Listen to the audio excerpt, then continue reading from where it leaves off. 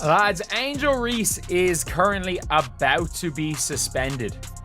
She has 7 technical fouls on the season. And if this was last season, in a 44-game season, she would have already been suspended.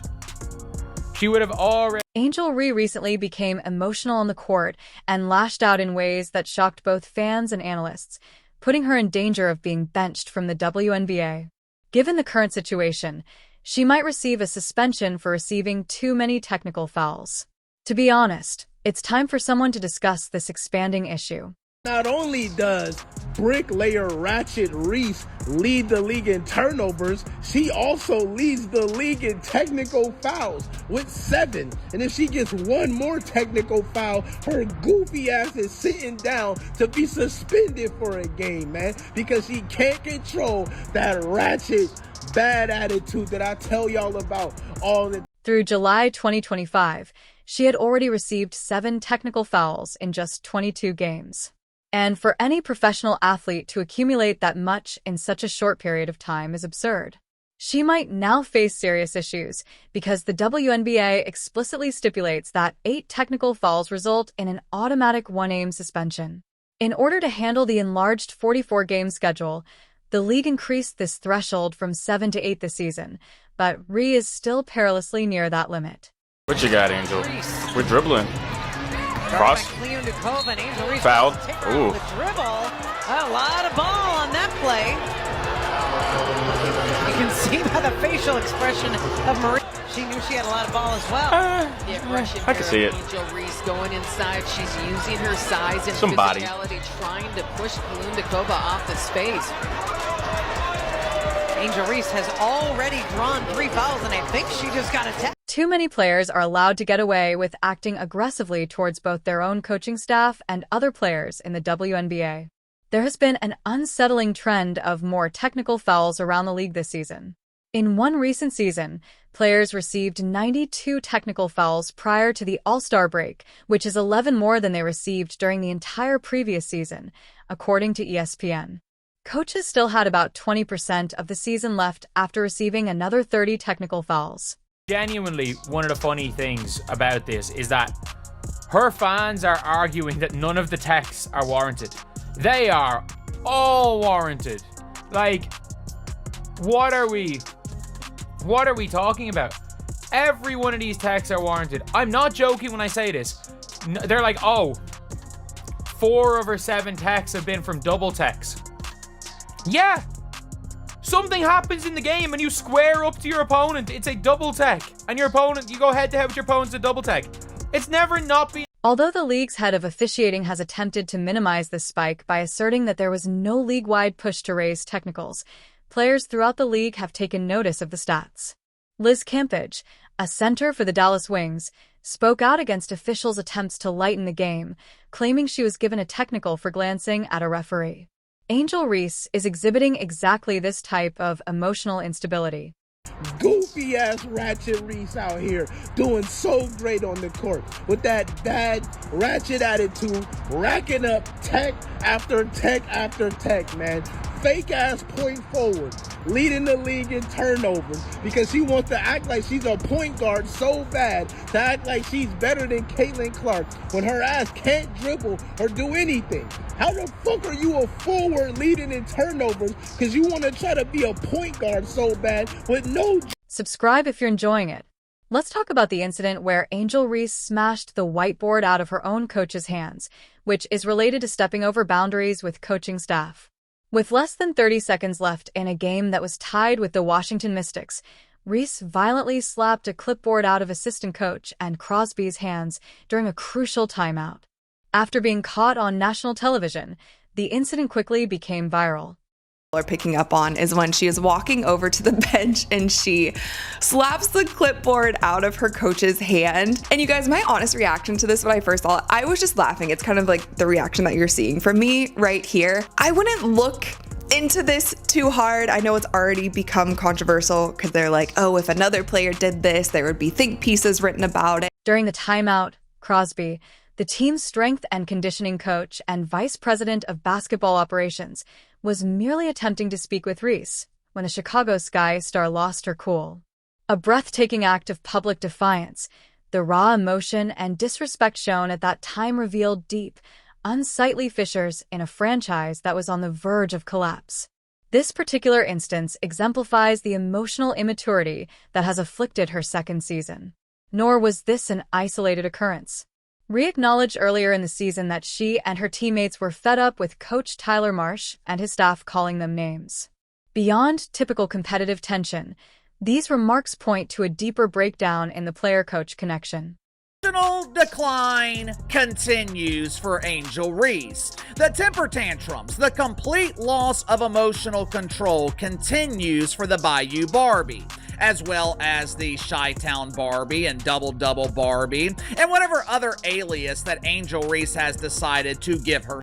Let's now talk about her attempt to promote her own shoe at the All-Star Game, which was obviously an attempt to capitalize on Caitlin Clark's celebrity to raise her own profile.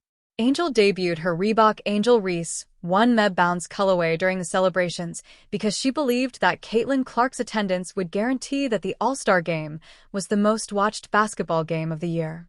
The timing was clear and well calculated.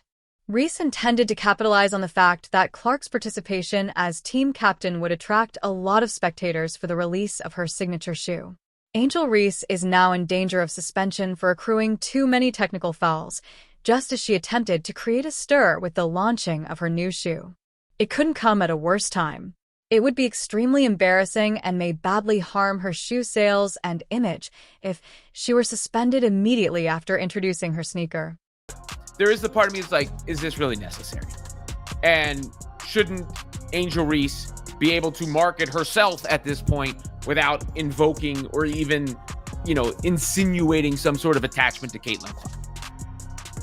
Because if I'm being honest about it, people say that moment was huge. It will live forever. That moment will live forever. But Caitlin Clark was on this trajectory already.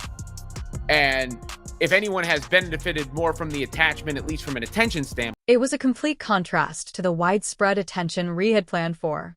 Unlike if Clark had been fit and playing, no one was really interested in the game or her shoe reveal. With 2.2 million viewers, the 2025 WNBA All-Star Game saw a 36% decrease from the previous year's record of 3.44 million.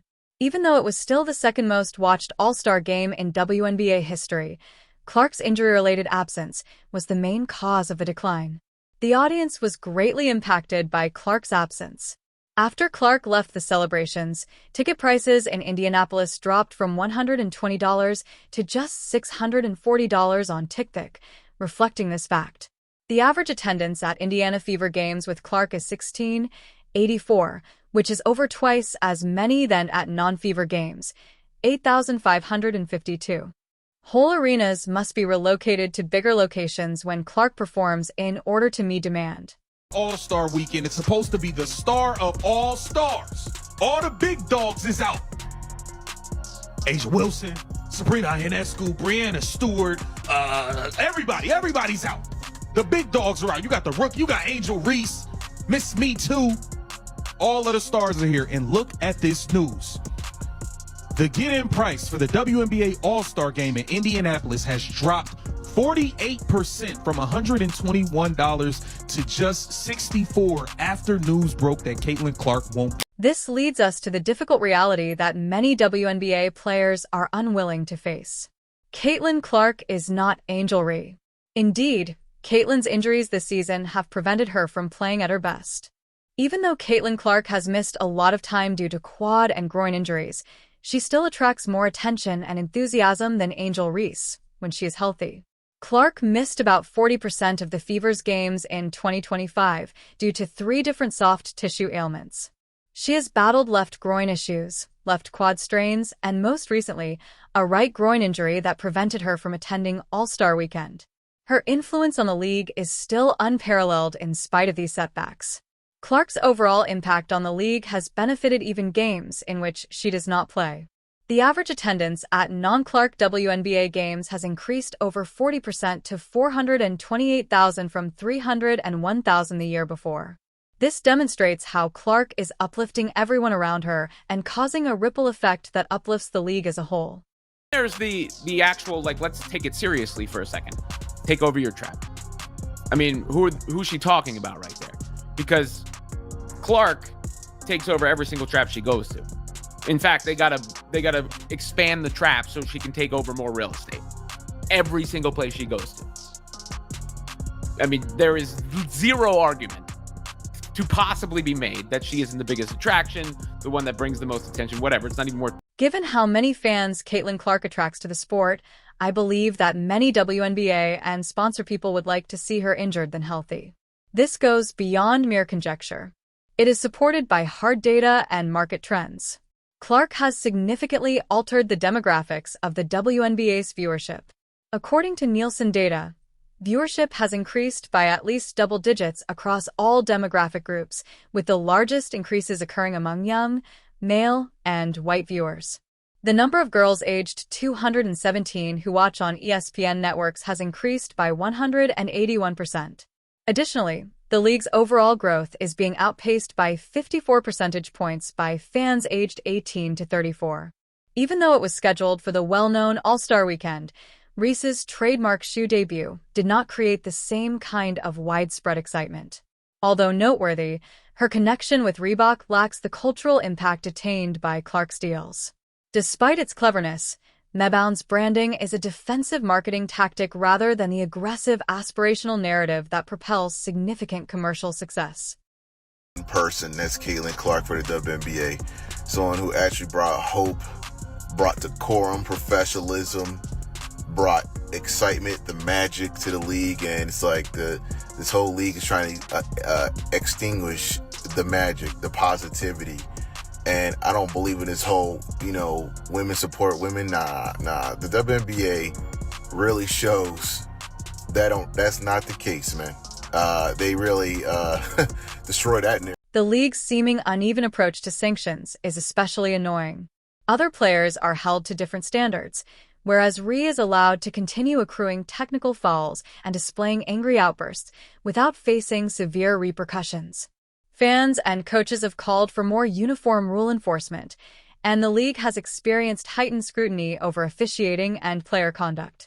For someone who has consistently demonstrated that she lacks emotional control on the court, Reese's $1,800 fine for her 7 technical fouls is a slap in the face. In contrast, other players have experienced harsher penalties for less egregious actions. The group has experienced internal strife and discipline issues. When your team's alleged top player publicly acknowledges that they are sick of their coaches cursing them out, it is an indication of severe organizational dysfunction. There was more to the clipboard incident than just disdain for Coach Crosby. The chemistry and morale of the team were suffering. Young players on the team believe that disrespecting coaching staff is acceptable after witnessing their seasoned captain act in such a manner. It produces a poisonous culture that sabotages the organization's attempts to provide a long-term solution.